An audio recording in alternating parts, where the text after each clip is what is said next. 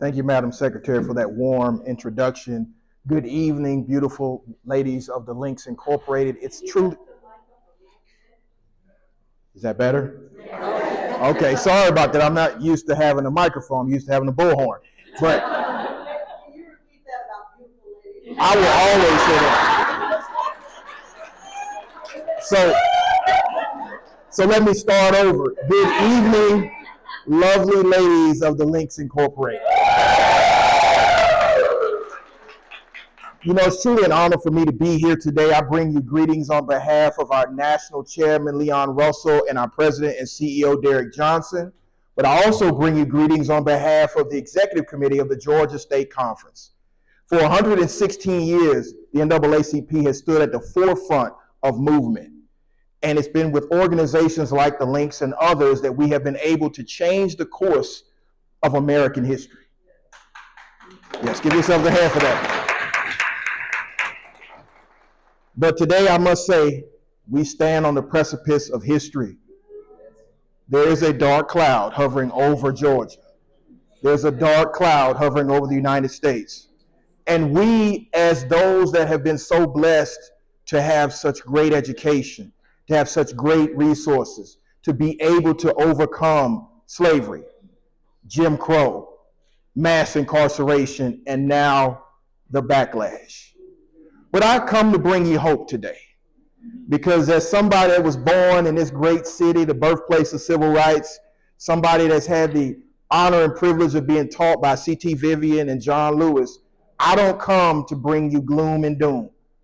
I come to bring you a pathway forward to make the next generation as bright as our generation. So what are we talking about? We're talking about advocacy turned into action. You know, many days I cut on the news, I cut on my social media, I go down my timeline, I stream stuff, and I get this sense of heaviness, this sense of depression. But then I remember in 1853, in a plantation not far from here in Fulton County, there was a young man that was born by the name of Gerald Griggs. I believe that that young man saw afar off 6 generations to his great-great-great-great-grandson, Gerald Ashland Griggs. And so as I think of him, I also think of 2 other Griggses, Olivia Griggs, and Gerald Ashland Griggs Jr., affectionately known as Deuce. I think back to Henry and what Henry would impart in them. He would impart in them that we've overcome so many obstacles to get you to where you are. And I poured into my son to pour into his son, to pour into his son, to pour into his son, to pour into his son, to pour into your father. You were born out of this red clay. You didn't come here of your own will, but now your will empower millions. And so when I think about what it means to be an activist, what it means to be an attorney, what it means to be a son of Georgia, I think of all of those generations that were born without their civil rights, that were born without their reproductive rights, that were born without the ability to vote. And I think of how they fought with less resources. Let's be clear, they didn't have a supercomputer in the palm of their hand. They didn't have the ability to organize at the drop of a tweet or a text message. And so as thousands are crossing the Edmund Pettus Bridge right now to honor 60 years of that fight, it's time for us to get in our own fight. And we know how this fight ends, because every time Black people, but particularly Black women, stand up, history writes a new chapter.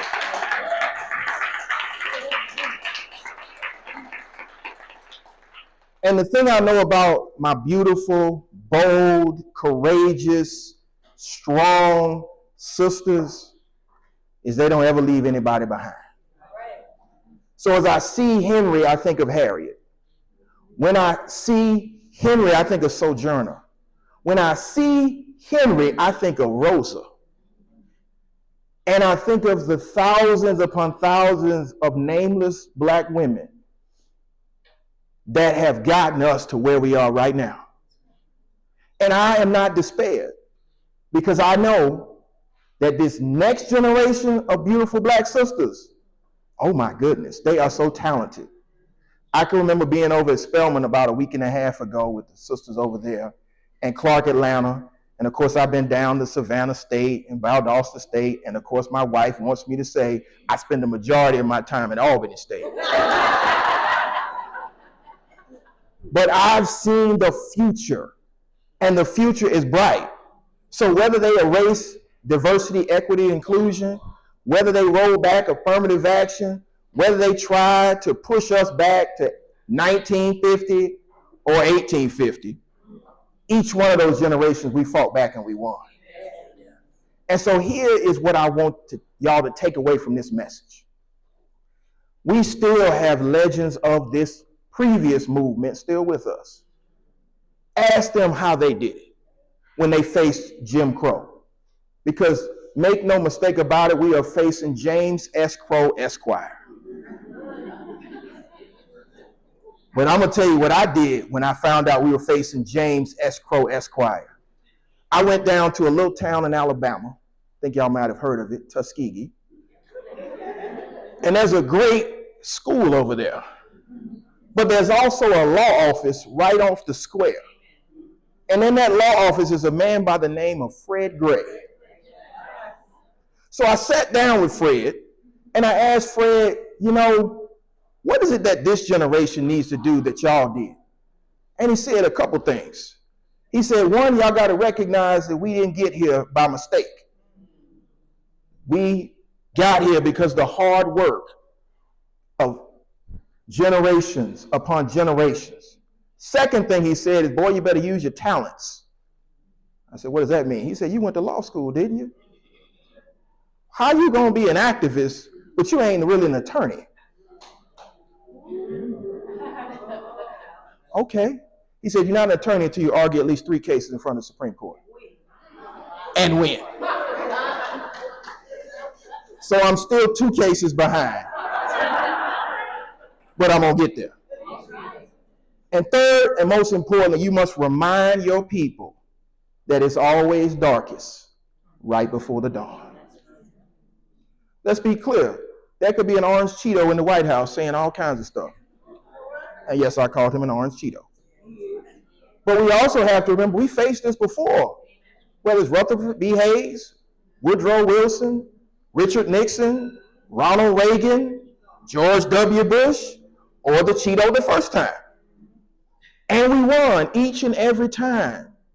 But how do we win? We organized. We organized. We organized. So it's time for us to have some mass meetings, y'all. It's time for us to go back into the black church and remind them that faith without works is dead, being alone. You can preach all day on Sunday and on Monday through Saturday not do anything. You can quote Dr. King and John Lewis and Coretta Scott King and so many, John Dale Johnson, so many others, and not do the work of them. So Fred said we got to do the work. And the thing that gives me the greatest hope is we can still have a conversation with the ancestors who passed on. They can ban all the books in the world, but Google allows us to get the books back. So I had a little conversation with a great shero of the past. Her name is Joanne Robinson. Y'all may know her. Joanne was sick and tired of what was happening on the buses. And this was long before she met Rosa. This was 1947 when she got put off the buses. And so she decided to use her abilities as a professor to organize folks at Alabama State. And then there was a young 16-year-old that got arrested about 6 months before Rosa got arrested. And they convened a meeting, her, Fred, E.D. Nixon, and a few others. And they said it might be time to do something. But then they said not yet. And then on an afternoon, December the 1st, 1955, there was a seamstress on a bus. And she was on that bus coming home from work. and she recognized that she had seen a Jet magazine with the brutalized face of a young 13-year-old who had done, allegedly, the atrocity of whistling at a white woman. She saw that face because Mamie said, I want them to see what they did to my baby. See, again, when we tell these stories about history, don't leave out the black women.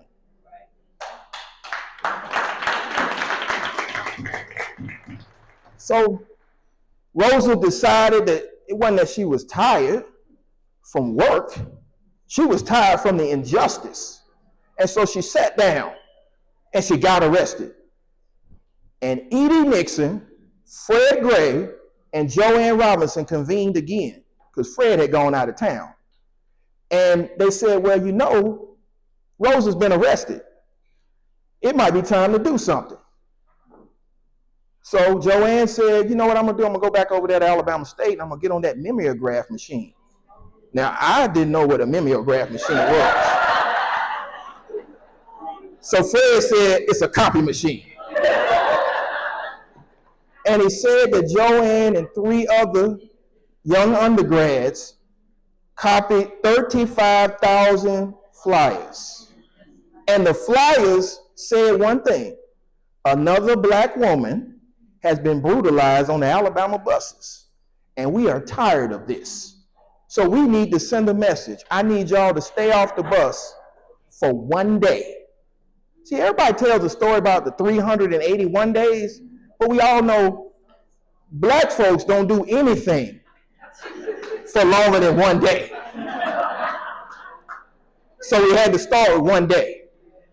And one day became 2 days, became 3 days, became 381 days until Fred Gray won a case in the Supreme Court. Browder versus Gale. Why am I telling y'all this? Because that was, until a few days ago, the biggest boycott in American history that created a movement. So I'm going to take off my NAACP hat for a moment. And I'm just going to be Gerald Griggs, the activist. We need to send another message. We're sick and tired of folks brutalizing our education, our voting rights, our reproductive rights, not educating our children, trying to defund our HBCUs, erasing the Tuskegee Airmen. I mean, I can go on a long list of stuff that's been going on. So why don't we send a message? I think there's a young pastor from Decatur now who called for a fast. Wait, let me back up because you want to know why I told this story. Okay, so we're going to go backwards a little bit. We had December the 5th, the boycott started. December the 4th, they had the meeting. The meeting was between 3 people to create the Montgomery Improvement Association. And they said we should make Rufus Lewis the president. But then, as in all great meetings at a kitchen table, they said, you know, it's going to be real difficult to make a really famous preacher the leader. What about that new guy? You know, the short guy from Atlanta. Why don't we make him the leader? And they called Dr. Martin Luther King of Dexter Avenue Baptist Church, and a movement was born. The reason I'm telling y'all this is because it's time for a movement, y'all. The movement didn't stop. It just changed names. It went from the abolitionist movement to the women's suffrage movement to the civil rights movement to the LGBTQ rights movement to now the Black Lives Matter movement, and now we are back to the social justice movement. Same movement. So if we could do it before, why can't we do it again? We already started with a one-day boycott. Oh, did I say that word? Again, I'm in my own capacity right now. But what I am saying is this. We have to show our children and our grandchildren and our great-grandchildren that courage will not skip this generation.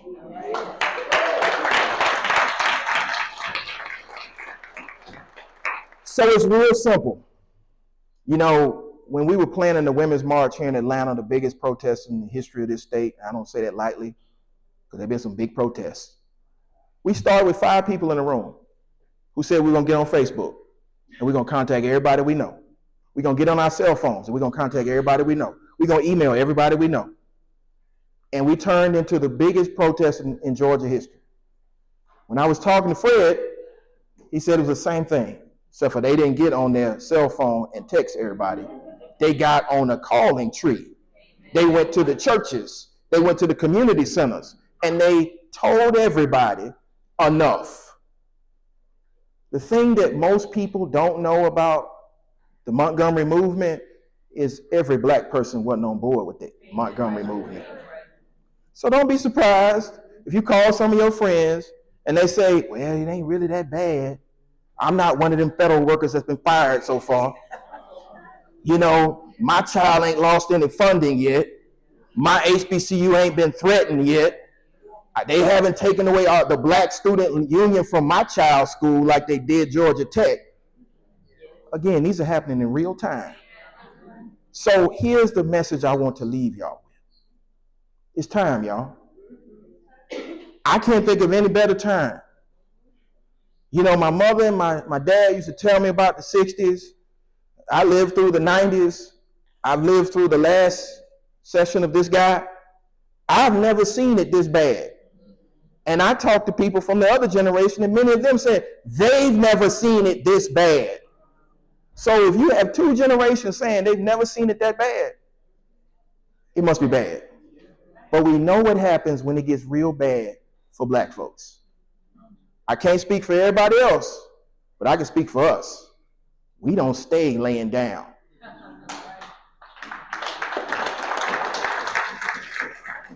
Especially in this city.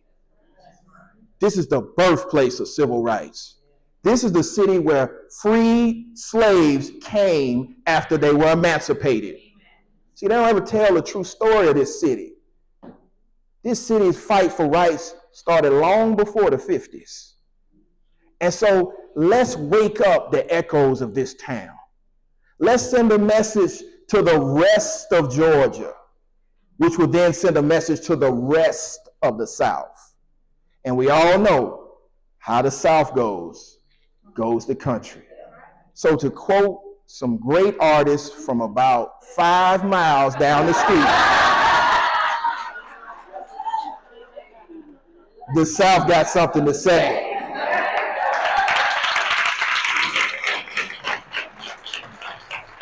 Ladies, I thoroughly appreciate y'all. Let's go get in some good and necessary trouble, and let's show them the South got something to say. Thank you.